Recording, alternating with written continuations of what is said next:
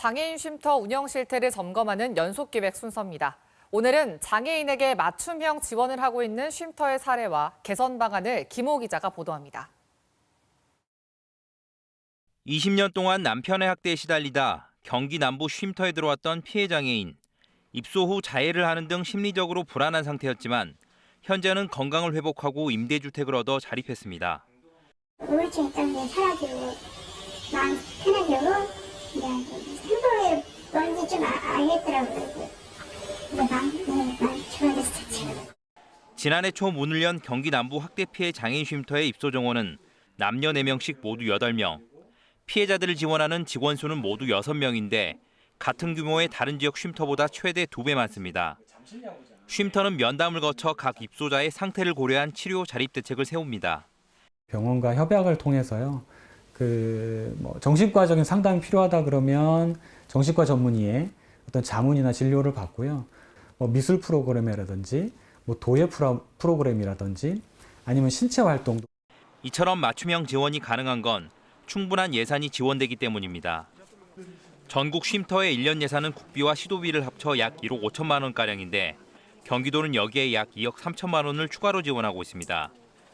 특히 학대 피해 장애인을 제대로 보호하고 자립시키기 위해서는 장애인 쉼터를 설치 운영할 수 있다는 내용뿐인 현행 장애인복지법에 쉼터의 역할과 국가와 지방자치단체의 지원 등을 구체화하는 조항도 포함돼야 한다는 주장도 나오고 있습니다. 복지에 대한 어떤 권리로 인정을 하거든요. 그러니까 우리가 베푸는 시혜가 아니라 그분들의 권리다. 그래서 이거는 국가나 지방정부가 즉 권리라면 상대적으로 의무잖아요. 그런 의무를 가져야 된다고 보는 거죠. 학대 피해 장애인 쉼터가 제 기능을 회복하기 위해서는 장애인의 기본권에 대한 인식을 공유하고 제도적인 뒷받침이 마련돼야 한다는 목소리가 커지고 있습니다. KBS 뉴스 김호입니다. 네, 그럼 이번에는 장애인 쉼터 실태를 집중 취재해온 김호 기자와 좀 더 자세한 이야기 나눠보겠습니다.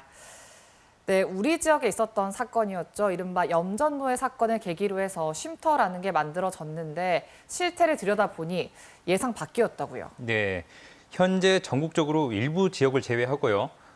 시도별로 한 곳씩 모두 15곳에서 쉼터가 운영되고 있는데요. 이런 쉼터 측이 피해 장애인들의 입소를 거부하는 사례가 적지 않았습니다. 네, 실제로 저도 보도를 보면서 학대를 당한 장애인들이 모텔을 전전하거나 아니면 심지어는 학대 피해 현장으로 돌아가는 현실이 좀 안타까웠는데 쉼터에서 왜 입소를 거부하는 겁니까? 네, 쉼터 측은 이런저런 이유를 들면서 입소를 거부하곤 했는데요. 결국에는 관리가 쉽지 않다는 게 가장 큰 이유였습니다. 네. 이 학대 피해자들의 경우 중증 장애를 앓고 있는 경우가 많은데요. 이 돌보려면 매우 힘이 들고 또 언제 퇴소할지도 알 수 없어서 관리하기가 쉽지 않다는 겁니다. 네, 그런데 사실 그런 역할을 하라고 정부와 지자체에서 예산을 지원해서 쉼터 위탁을 운영을 하는 건데 그 이유는 좀 타당해 보이지 않은 것 같은데요. 예, 저도 그렇게 생각하는데요. 무엇보다 문제는 입소 권한을 누가 갖고 있는지가 명확하지 않다는 데 있습니다. 이 정부 차원의 운영 매뉴얼이 마련되지 않았기 때문인데요. 네. 결국 전국의 쉼터가 각자 자의적으로 입소 여부를 판단하고 또 입소가 이루어지더라도 대부분 단순 보호에 그칠 뿐 제대로 된 사회복지 프로그램도 운영하지 않고 있는 그런 상황입니다. 네, 그러니까 기본적으로 운영 매뉴얼이 있어야 이런 입소 절차도 명확해지고 또 쉼터도 제대로 된 기능을 할 수 있을 텐데요. 또 무엇보다 쉼터의 가장 중요한 기능인 이 피해 장애인들이 다시 사회로 돌아갈 수 있도록 적절한 지원을 하려면 앞서 보도했던 그 경기도의 사례처럼 충분한 예산 지원이 필요할 것 같아요. 네, 그렇습니다. 현재 전국의 쉼터는 기본적으로 한 곳당 국비와 시도비를 포함해서 1년 예산이 1억 5천만 원가량인데요. 여기에는 종사자들의 인건비와 쉼터 공간 임대료가 포함되어 있습니다. 네. 이 광주의 경우를 설명드리자면요. 쉼터 입소 정원은 남녀 4명씩 모두 8명인데요. 직원 수는 4명입니다. 이 쉼터 한 곳당 2명의 직원이 최대 4명의 입소 장애인을 돌봐야 하는 상황인데요.